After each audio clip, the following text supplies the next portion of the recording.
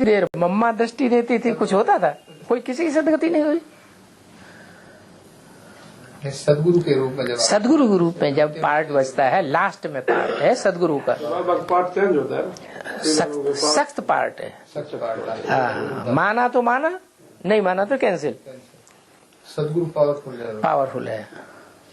तीन मूर्ति से तीन रूपों पार्ट ब्रह्मा बगैर तो बाद में जैसे मधुबन वहाँ जैसे वाणी जो चलती है, बाबा जो ब्रह्मा बाबा आते हैं गुलजार देती है। तो जैसे बाबा ने कहा मैं यहाँ वर्तमान मुख हाजिर हूँ, हैं?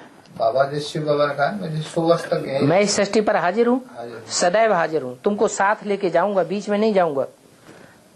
तो ब्रह्मा बाबा तो शरीर छोड़ गए। इसका मतलब ये थोड़ी ब्रह्मा बाबा शरीर छोड़ गए तो एक ही मूर्ति है, वो तो त्रिमूर्ति है। त्रिमूर्ति माने तीनों मूर्तियों के द्वारा कार्य करेगी ना। कभी ब्रह्मा की मूर्ति के द्वारा कार्य किया, कभी शंकर की मूर्ति के द्वारा कार्य करेगा, कभी विष्णु की मूर्ति के द्वारा कार्य। बाबा भी समझाते हैं, सीधा सीधा मत समझाओ, ब्रह्मा द्वारा स्थापना, विष्णु द्वारा पालना, शंकर द्वारा विनाश, नहीं, रंग क्रम ये है, ब्रह्मा द्वारा स्थापना, शंकर द्वारा विनाश, फिर विष्णु द्वारा पालना। तो तीनों मूर्तियों का पार्ट क्रम से है ना, स्थापना है, हाँ, विनाश है। तो अब ये संगठन तैयार हो रहा है साकार में, एडवांस पार्टी का। ये संगठन बिल्कुल जब कंप्लीट एक्यूरेट हो जाएगा, फिर विष्णु का पार्ट प्रत्यक्ष हो जाएगा। वैष्णव देवी वाली जो आत्मा है वो प्रत्यक्ष में सारे परिवार को पालना करेगी, उसी का पार्ट होगा। आत्मा है कौन आत्मा वैसे ज्ञान में दे माने आपने कोर्स लेंगे तो यहाँ कोर्स जो दिया गया उसमें 3 मूर्तियों का जिक्र नहीं किया। जब हम कहते हैं झंडा ऊंचा रहे हमारा, विजयी विश्व तिरंगा प्याला, तो सारे विश्व के ऊपर विजय प्राप्त करने वाला क्या कपड़े का झंडा है या कोई शरीर रूपी कपड़े हैं? वो कपड़े का झंडा विश्व विजय करके दिखाएगा या कोई शरीर रूपी 3 कपड़े हैं? उसमें 3 देवों का है, 3 देवताएं हैं, शरीर रूपी वस्त्र हैं, एक ब्रह्मा है, एक विष्णु है, एक शंकर। तो वो तीनों अभी मौजूद होने चाहिए या नहीं होने चाहिए?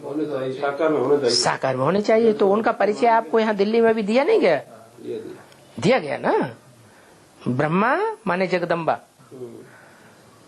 विष्णु माना वो आत्मा जो यज्ञ के आदि जगदम्बा के साथ साथ माता के रूप में पार्ट बजा रही थी, वही आत्मा दोबारा जन्म लेकर के अभी कोई ब्रह्मा कुमारी बनी हुई है।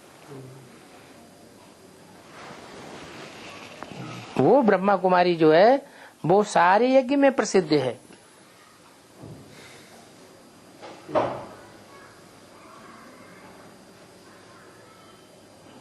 प्योरिटी की देवी है। ज्ञान नहीं है, ज्ञान नहीं है, बाकी हो जाएगा धीरे धीरे। नहीं, ब्रह्मा कुमारियों को भी मालूम है, बहुतों को। ब्रह्मा कुमारियां छुप छुप करके एडवांस की VCD सुनती हैं, तो जो सुनती हैं उनको पता है कि लक्ष्मी का पार्ट किसका है। मुरली में बाबा ने बोला हुआ है, सन 66 की मुरली में बाबा ने बोल दिया था इन लक्ष्मी नारायण का जन्म कब हुआ? आज से 10 वर्ष कम 5000 वर्ष हुए। तो 5000 वर्ष पूरे होते हैं 76 में। तो 76 में लक्ष्मी और नारायण दोनों आत्माएं प्रत्यक्ष हो चुकी हैं। लक्ष्मी बनने वाली आत्मा कौन है यज्ञ में, और नारायण बनने वाली आत्मा कौन है यज्ञ में, ये दोनों ही प्रत्यक्ष समझाने वाला चाहिए। है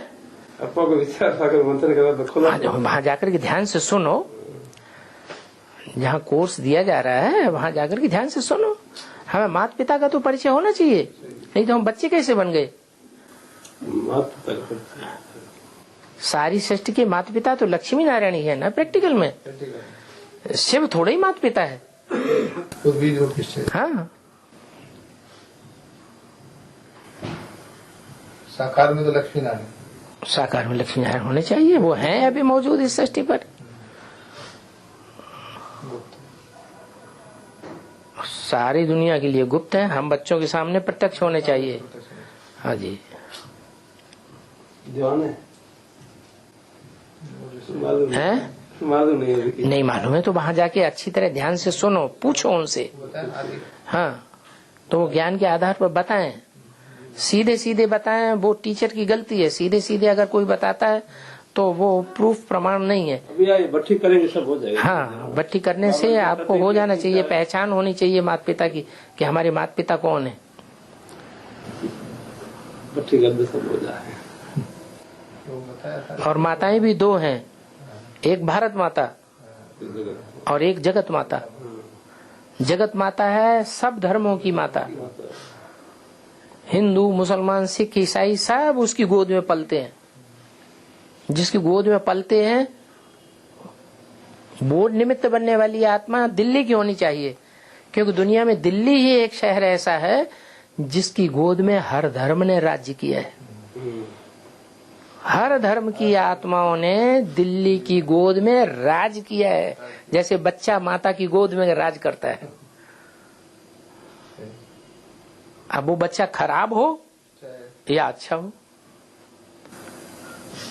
माँ की गोद में तो माँ की गोद में सब राज्य करते हैं।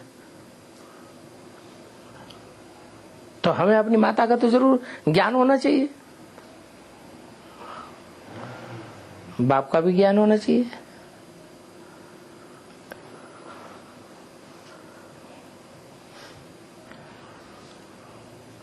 भट्टी करने गए और माँ बाप का ज्ञान नहीं हुआ तो फिर भट्टी का है कि हम बच्चे कहाँ बने। पिता हाँ बनाना है। हाँ जी, फिर हम कहेंगे कि हम छोटे बच्चे हैं, शिशुवावस्था है, समझदार बच्चे नहीं बने। हम तो समझदार बच्चे पैदा होना चाहिए।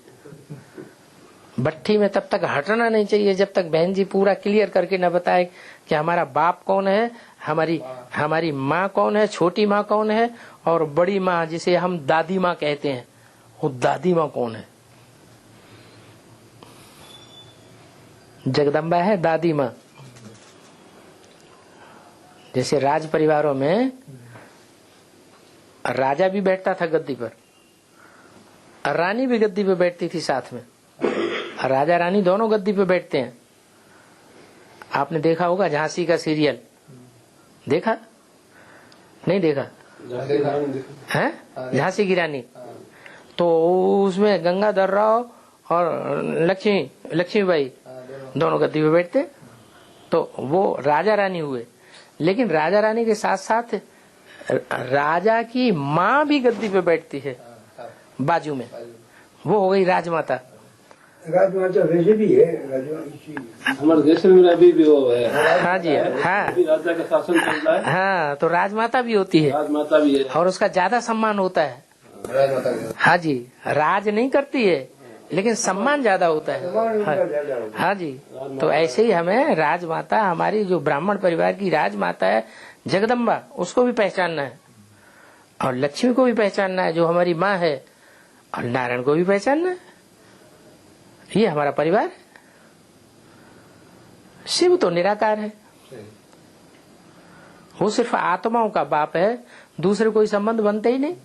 तो वैसे के ऐसे शास्त्रों में भी लिखी कि ब्रह्मा ने सृष्टि रची, तो ब्रह्मा का सृष्टि का तो लिखे ना, सृष्टि ब्रह्मा कैसे रची? ब्रह्मा का बाप कौन? मुरली में भी बाबा पूछते हैं ब्रह्मा ने रची तो ब्रह्मा का बाप कौन? और यहाँ क्लियर हो रहा है ब्रह्मा का बाप कौन, वही प्रजापिता। हाँ शिव हाँ हाँ, शिव बाबा जिसे हम कहते हैं, बाबा माने साकार, शिव माने बिंदु। हाँ, मेरी बिंदी का ही नाम शिव है। वो हो जाएगा, आप अपनी संतुष्टि पहले करिए। कुछ जो बातें हैं ऐसे ऐसी बात है नहीं तो संतुष्ट है वो सब जो आपने बताया उसे ही। संतोषी के लिए वैसे भी जा गए हैं। शिव बाबा बुद्धिमानों की बुद्धि है। शिव बाबा जो बुद्धिमानों की बुद्धि है, वो बुद्धिमान बच्चों को उठाता है, बुद्धिमान बच्चों को राजा ही देके जाता है। ये दुनिया बुद्धुओं के द्वारा चलने वाली नहीं है। अभी जो सरकार में बैठे हुए हैं वो बुद्धू हैं। बाबा की मुरली के अनुसार बाबा ने बोला हुआ मुरली में, जब मैं आता हूँ जब शिव बाबा आते हैं इस षष्ठी पर तो दुनिया के बड़े बड़े लोग महामूर्ख बन जाते हैं। महामूर्ख माने बुद्धू। बाबा के बाद तो सारे बुद्धू ही है, क्यों चतुर्सिद्धांत तो वही है। नहीं, सारे तो बुद्धू हैं, लेकिन बाबा प्रेफरेंस किसको देता है? बाबा तो कहते हैं मुझे ज्ञानी तू आत्मा विशेष प्रिय है। तो ज्ञानी माने समझदार, समझदार माने बुद्धिमान। बाबा को पहचाने, बाबा को याद करें, बाबा की श्रीमत पे चले। ठीक है, बहुत बढ़िया। जैसलमेर से त्रिमूर्ति निकली तैयार थे, एक दिन आया नहीं है। बाबा की हाँ, पक्के रहना और रोज संगठित क्लास करना इकट्ठे होके, जब तक और दूसरी आत्माएं न निकले। तीनों लोग रोज इकट्ठे होना, एक बार मुरली जरूर सुनना, टीवी में देखना जरूर, बस मजबूत बने रहेंगे।